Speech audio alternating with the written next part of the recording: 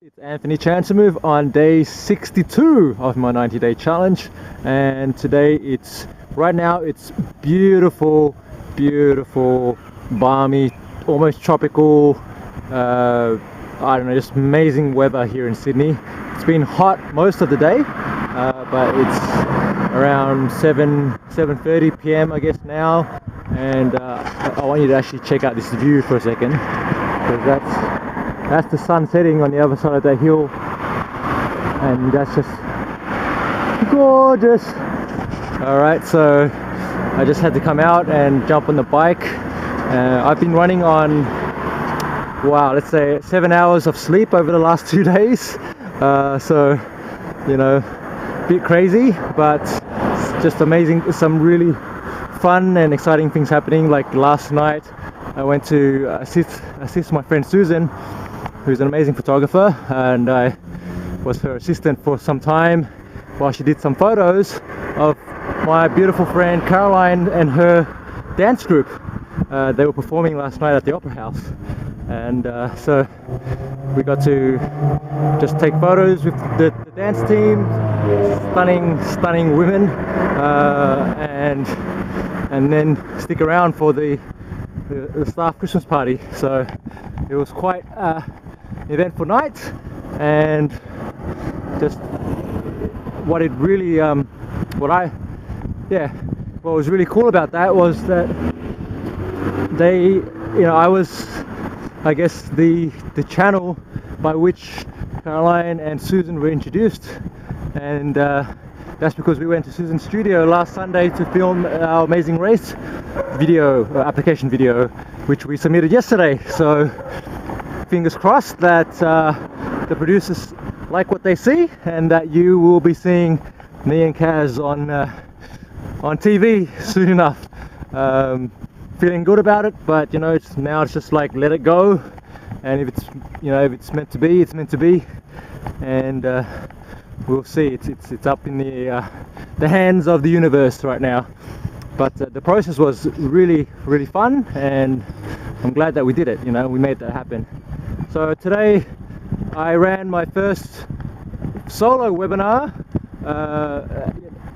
It was my first solo webinar this morning, where I talked about, or I shared how to create the plan for the best year of your life. And I had a group of really inspiring and just really inspiring people on the webinar, very engaged, and I got some learnings out of that process too.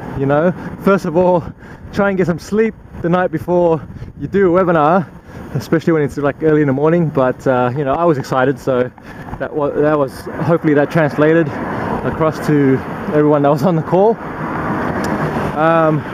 And the other thing was, really the message of the training session was, just checking that the battery's still working. The message that I was sharing really was that time is the only resource. It's the only resource that we can't replace, right? So if you consider that everything else, money, friends, these sort of things, contacts, connections, material things, all of it can be replaced, but you really can't replace time. Once it's gone, it's gone.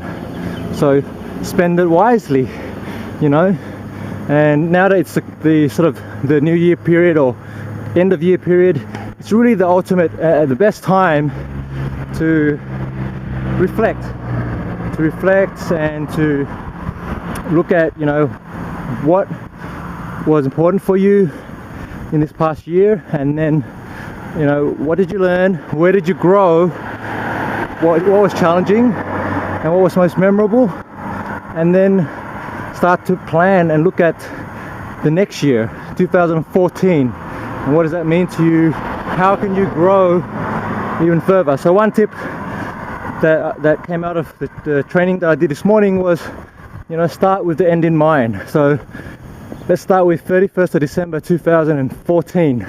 Okay, if you were at a party, or you were walking down the street and you ran into the future you, and who would that be? Who would that person be if they were the life of the room, or someone who you were just so excited to meet and delighted to meet, because they just, you're like, wow, you're so awesome, and how did you do that, or how are you the way that you are? So if you can picture that person, that version of you, start there, and then think about all the things that need to happen, all the events that need to take place, all the people that you need to make friends with, and more importantly, who do you need to become to become that person? What needs to shift? Okay, so that's my little mini assignment for you.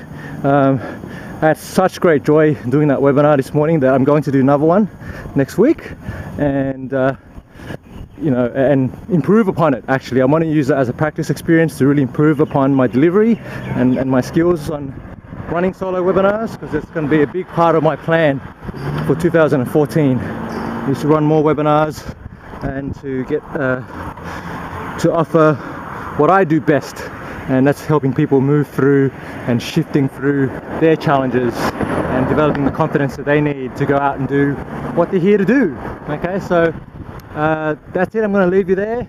Thank you for checking in on this one, and any questions or thoughts, I would love to know your lessons and your learnings and what you got out this year. So post a comment.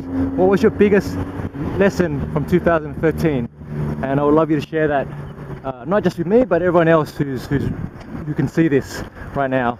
And I will talk to you very soon. See you later.